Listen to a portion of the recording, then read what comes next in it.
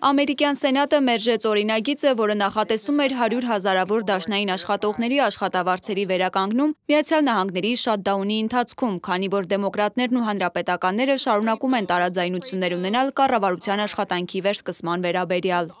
Դեմոկրատները խուլ են, միթե նրանք չեն լսում այն մարդկանց, որոնց դնում են այս իրավիճակում։ Սա նրանց շատդաունն է։ Նրանք վերջին 19 ամիսների ընթացքում 4 անգամ քվեարկել են դրա համար։ Հիմա նրանք չեն քվեարկի, քանի որ նրանց ծայրահեղ ձախթևը ասում է չանել դա։ Թրամփը հայտարարել է, թե չգիտի, երբ կավարտվի շատդաունը եւ մեղադրանքների սլաքն ուղղել է դեմոկրատներին։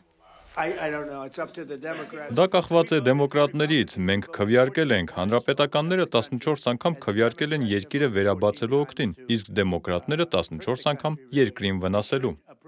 Դեմոկրատների մեծ մասը դեմ քվեարկեց օրինագծին, պնդելով, որ այն չափազանց մեծ լիազորություններ կտա հանրապետական նախագահ Թրամփին, որը որոշել է վճարել զինվորականներին եւ ներգաղթի աշխատակիցներին շատդաունի ընթացքում, միաժամանակ չվճարելով մյուս միլիոնավոր պետծառայողների աշխատավարձը։ Եկեք նստենք բանակցությունների սեղանի շուրջ, հուսով եմ, որ նախագահը կգա եւ կհանդիպի մեզ հետ։ Այստեղ քննարկվող գումարը մոտավորապես նույնն է, ինչ Արգենտինային տրամադրվածը։ Ես չեմ պատրաստվում այդ հարցը վերստին քննարկել, բայց դա ցույց է տալիս, թե մենք ինչ կարող ենք անել։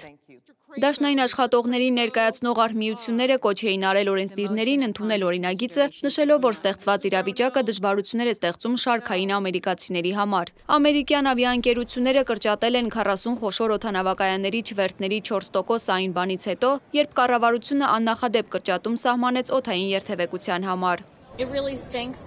Իսկապես տհաճ է, որ կառավարությունն այսպես ազդում է ճանապարհորդությունների վրա։ Տոներն են մոտենում, եւ եթե այս իրավիճակը շարունակվի, դա մեծ խնդիր կդառնա։ Թրամփի վարկանիշը նվազել է մինչև ամենացածր կետը նրա երկրորդ ժամկետում, Միացյալ Նահանգների պատմության ընթացքում ամենաերկար շատդաունի պատճառով։